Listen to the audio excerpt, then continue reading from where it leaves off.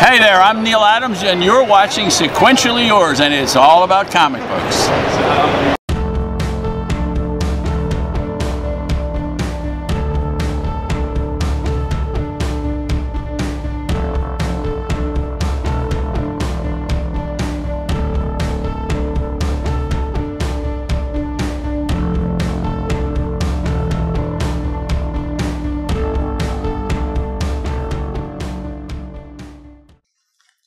Hey there, I'm Karu.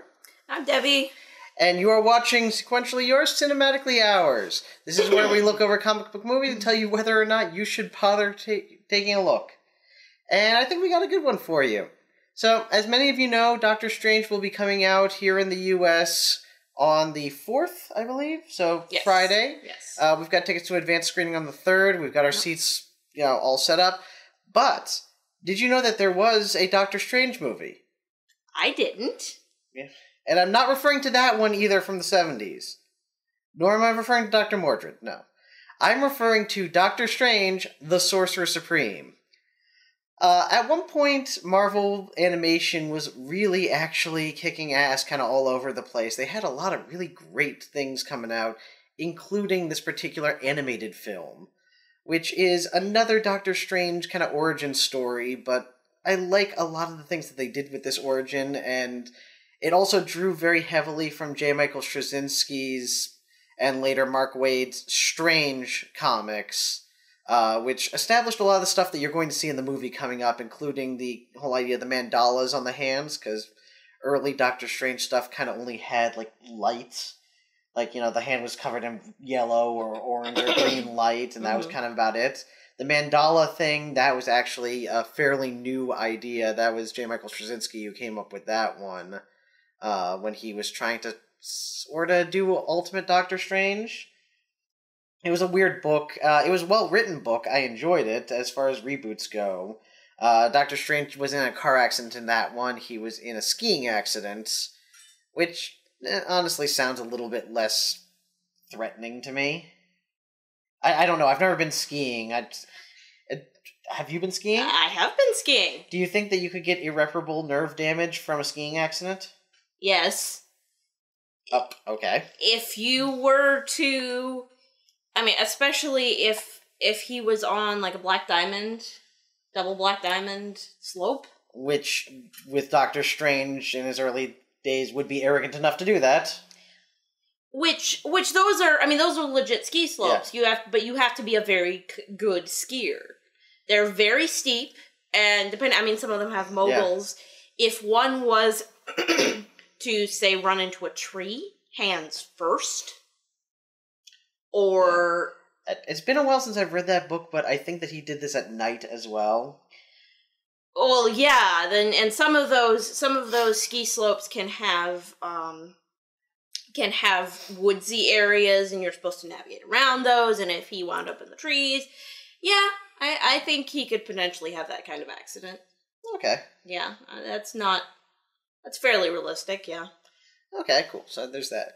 Alright, so what were your initial thoughts? Because I'm the Doctor Strange fanatic. I'm the one with the Doctor Strange tattoo now. So, I've got my thoughts. As somebody who is less familiar with the character, what did you think of this? Before I watched the movie, or now that I've seen it? Now that you've seen it, having watched this animated movie. I really enjoyed it. It was a lot of fun. The art was extremely good. I really like how it's drawn. It was lots of action, very exciting. There's them traveling through space, and I don't know if they traveled through time. I'm trying to remember. No time, dimensions. Yeah, all sorts of dimensions. Yeah, there was a lot of very interesting, vibrant artwork. It looked really good. You get good characters, interesting characters. They describe Doctor Strange pretty well with fairly minimal, a couple of scenes, and you kind of have a good sense of what's going on. Yeah, well, what did you think of them doing the whole thing with his sister? Do you? Because I'm not sure if I felt that was entirely necessary. In fact, wait, never mind. Let's save that for the spoiler section. Okay. I forgot, we're still non-spoiler section. But there's a thing with the sister. Just we'll get to that. What'd you think of particularly Wong and Mordo, since those are the two characters I think are probably going to be are most kind of integral to Doctor Strange's story? I felt like one thing I will say, Doctor Strange was pretty well characterized. The side characters in there, not so much, especially Mordo. I could see, and I get this is for kids, so it's probably not going to be super subtle, but I could see where Mordo was going. It was obvious from the moment he was on screen. Yeah, that's kind of straight out of the comics as well. Mordo is never really good at hiding how evil he is. And usually the Ancient One is all, oh yeah, I kind of knew the entire time, but reasons. Wong was fun.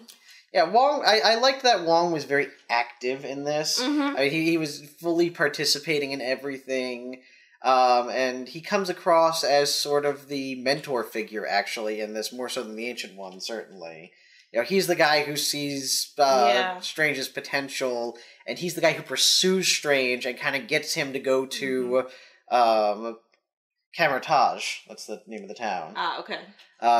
Gets him to go to Camertage, and gets him to and trains him when Mordo won't do it. Yeah, Wong was awesome. I don't know, does he usually have that level of magical power in the comics? Yeah, that's one. Alright, so in the early stuff, he's just kind of Strange's manservant, but when people realized how ludicrously racist it was to have a dude named Wong, who was the servant of a white guy, a rich white guy, they sort of redid Wong over the years to be very, very good with the mystical arts, and also a much better fighter than Strange. He's Strange's martial arts instructor. Ah, okay. I particularly like in the Jason Aaron run, he's the martial arts instructor, butler, sidekick, cook, because Strange can't, in the current run, Strange can't eat regular food.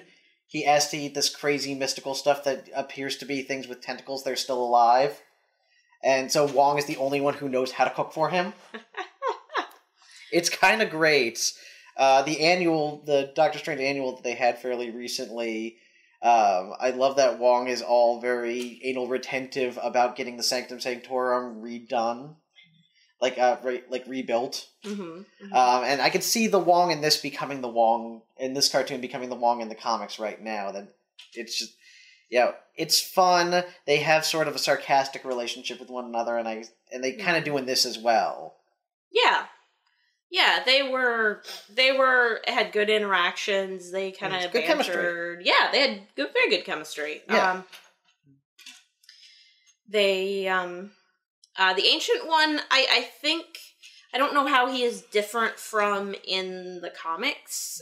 He felt very much kind of above it all, and, he's kind of a stereotypical guru who's, he's not on the same plane as everybody else. He has a higher enlightenment or something, because of course he does. There's nothing, there's really nothing to him. It's, I'm really hoping that in the movie Tilda Swinton brings something new to this character. It looks like it. Yeah, from the preview we saw. From the trailers we're seeing. Yeah. She looks like... Yeah, and from that preview that we saw, it looks like that Tilda Swinton's going to bring something new to the character. But yeah, in this case, the Ancient One is just sort of there. He's ancient. There's one of him. Yeah. Not much to say about him, really. That's all. So, but yeah, all in all, if you don't want spoilers, this will be just before the spoiler section, say, this is worth a watch. If you see the movie and you want more, then this is another take on the character that I think you would like. If you really hate Doctor Strange, you're going to hate this, but if you like Doctor Strange, this is actually a pretty good film to go with. So, yeah, it's fun. If you like superhero stuff, you'll like it. It's fun. Yeah, okay. See it. So, spoilers? Spoilers.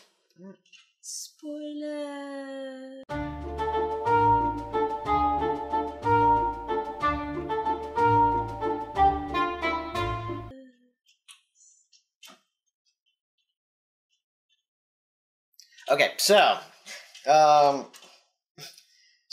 when we start out, we actually see a lot of the Ancient Ones people in New York City fighting these monsters that most people in the city can't see. They're invisible, but they don't appear to be, like, insubstantial. Yeah, most people can't see them, but they're still bashing into buildings, they're knocking cars aside. Yeah, and this is probably the only thing that I was watching this movie, I was like, really? This was in order to cover up the tracks of the magical stuff happening, they just keep summoning tornadoes in the middle of New York City. I'm like, there's gotta be a better way to hide a rampaging invisible beast than creating a tornado to cause more destruction around it so that nobody notices that that's the thing doing it. Yeah.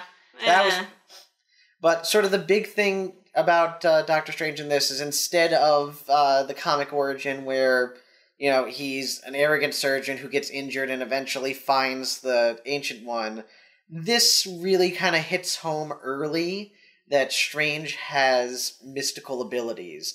More specifically because he can see these demon monster things rampaging around, and he can see Wong and Mordo and all of the Ancient One's people fighting them. And Wong's the one who notices this.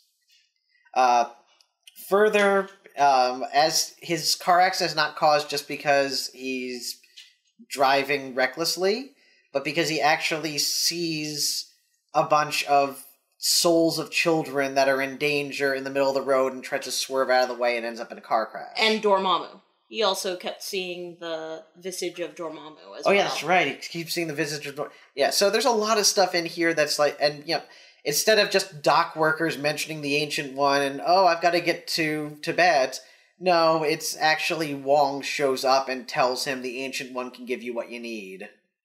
And then disappears into the mist. Because Wong, I don't know. Yeah. By the way, this is Dean. Along with Sammy's still here, but Sammy's still camera shy, so this is our new comic cats, the Kitten Wonder, Dean.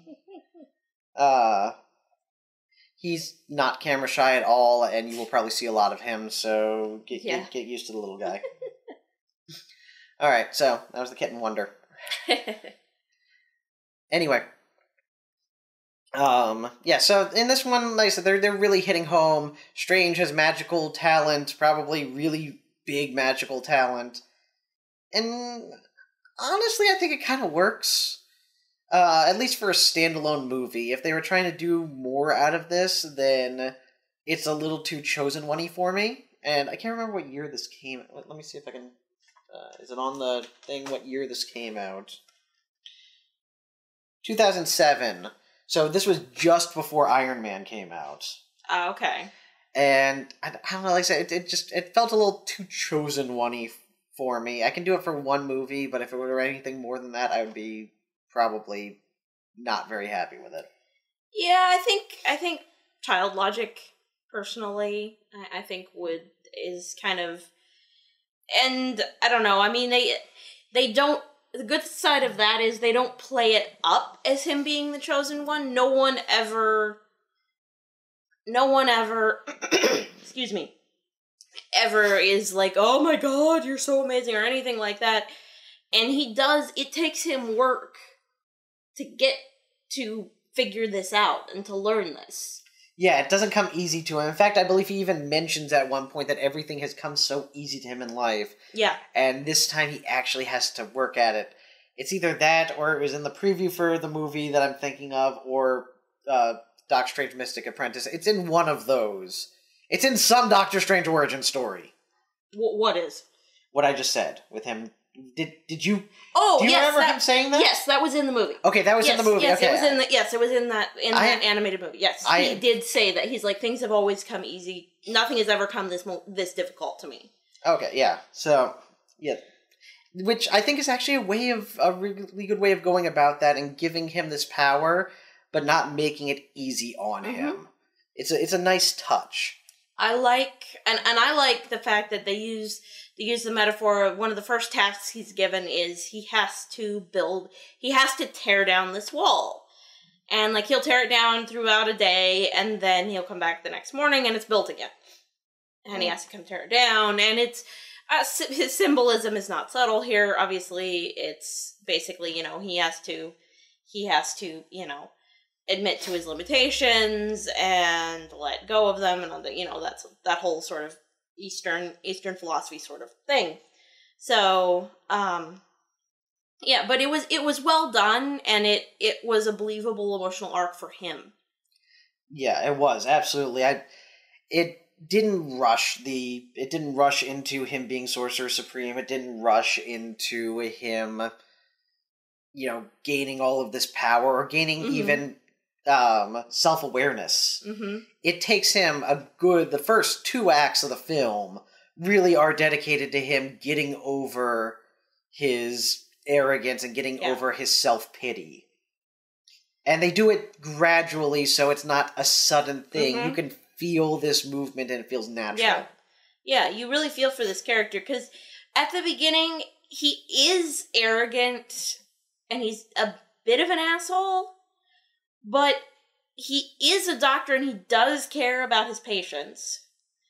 And when he finds a challenge enough for him, he will immerse himself in it. And clearly, he was going out of his way not to harm these kids. That's why he got in the car accident, because he thought it looked like there were kids standing in the road, so he's trying to avoid them. Part of the premise, we probably didn't mention this, part of the premise of this is that there are a bunch of children in coma wards all over the city, and Strange gets pulled in by this woman who he works with, who's another doctor at the hospital, because another woman's daughter is in this coma.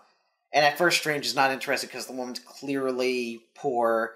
Also, I like that she's Hispanic and a Spanish speaker and needed somebody there to translate for her. Mm-hmm. But then Strange starts getting interested when he sees that it's not just this girl, it's the entire coma ward. Yeah. Full of children. And then you find out as it goes on that it's not just this hospital. It's like all of the every coma ward, at least in the city, maybe the state, I don't even remember, but it like something big is going on here. Yeah.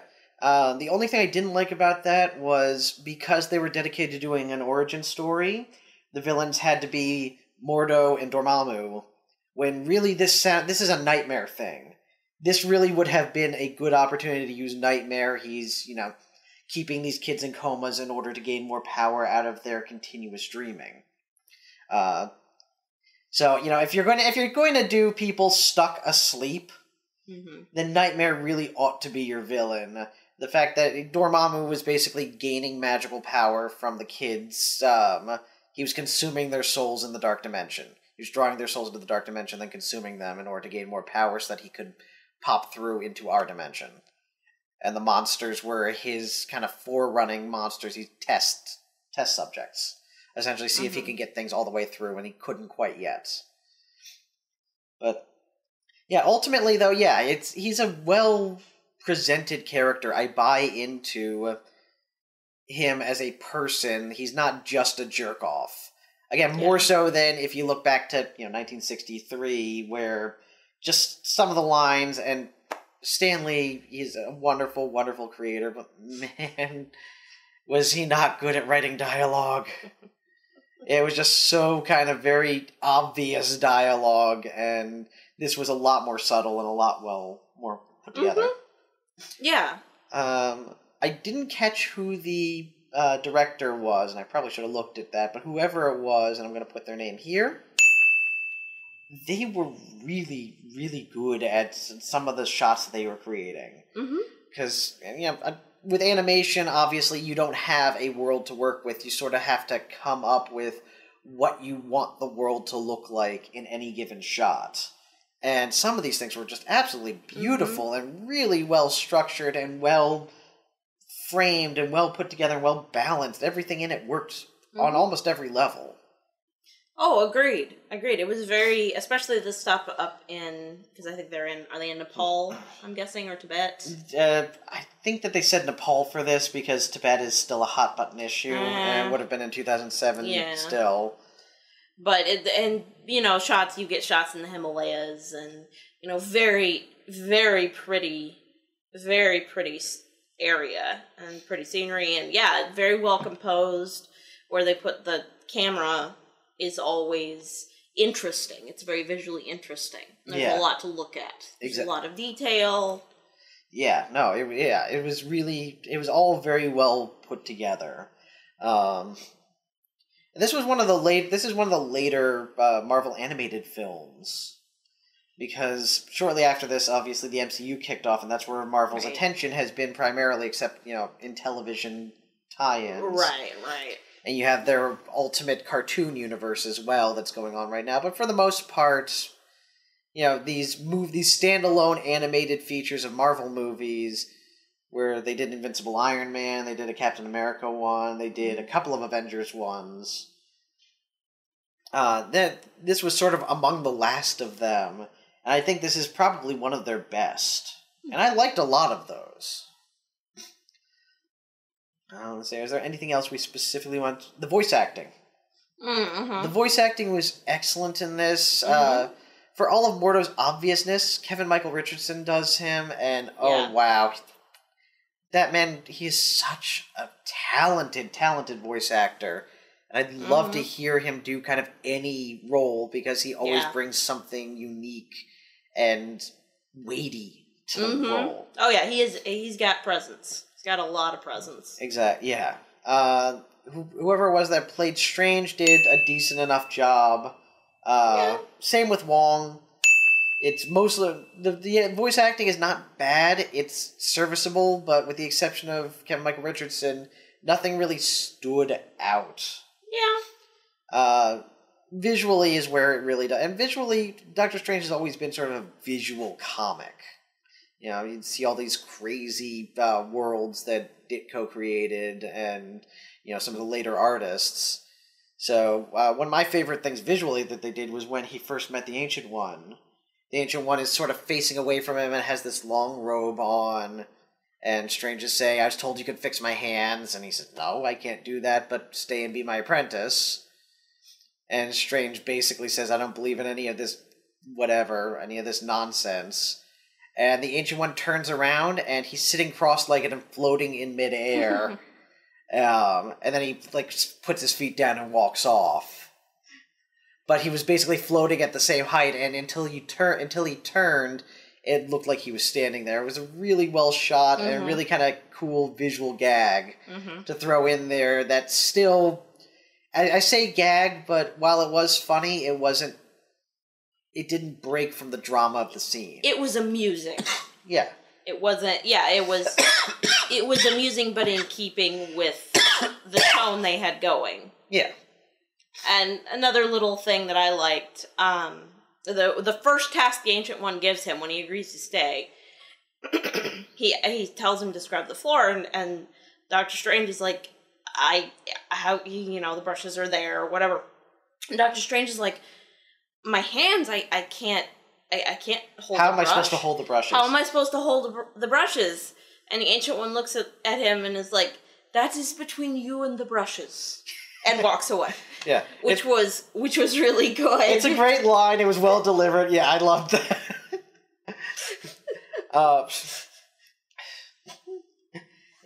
In the end, the visual thing to indicate how well he's learning magic in this particular one, because usually they'll have something that's the measure for the audience, was the ability to create stuff out of thin air, essentially. Basically taking magic and solidifying it into something, and believing that it is a solid thing, and therefore you can use it, and disbelieving that other things are solid, and it was kind of a cool way to do interesting fight choreography, actually.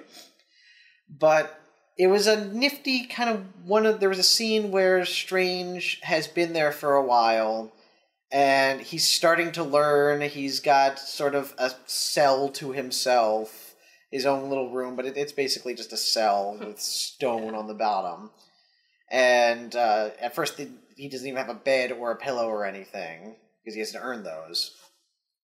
But at one point he gets up and he just creates a mirror in midair, and he looks at himself and he realizes he's grown a beard, so he makes a straight razor out of midair as well and shaves into the more, the form that we know him as with the goatee and everything. Mm-hmm. It's a really kind of cool little scene, and it shows how far he has progressed. The other one is that they established at one point that he has the ability to turn people's magic against them. Which, okay, that seemed reasonable enough. That seemed like a thing that he could do. So that's not something that's been mentioned before in the comics? Not specific. They didn't make a big deal out of it. He has turned people's magic against them in the past, but it's not like, oh, wow, he can do that? That's a very rare gift. No, it's not a very rare gift. It's just a thing that you can do. It's, like, what's... in Avatar, where Uncle Iroh does with the lightning bending. Oh, yeah. Mm-hmm. It's like that. Okay. They do mention that it's... In this movie, I think they do mention it's rare. Or uncommon, something like that. So it happens, but it's not common, I guess. Yeah, but it ends up becoming the climax thing. Yeah. Because they need a climax thing, and they had to establish the climax. I liked that Wong was an integral part of the climax. Yeah. That they did a good job of balancing Strange fighting Dormammu and Wong still being important to it without it being Strange and Wong team up and now this is a team up thing. Right. Yeah, it was it was a really nice balance and a nice way to make sure that this side character was actually used and used well. Mm-hmm. I'm looking forward to seeing how they do Wong in the live action because I really haven't seen anything from him except for that one scene where Strange is trying to make a joke. Mm-hmm. Cher.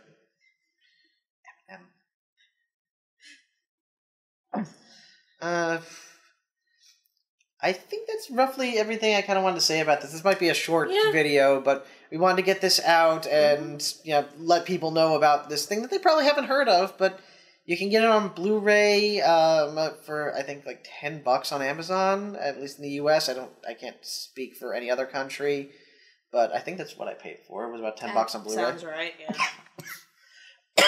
And it comes with a lot of let's see here. Comes with a couple of featurettes about the Avengers, Doctor Strange, some concept art, trailers, just a couple of extras.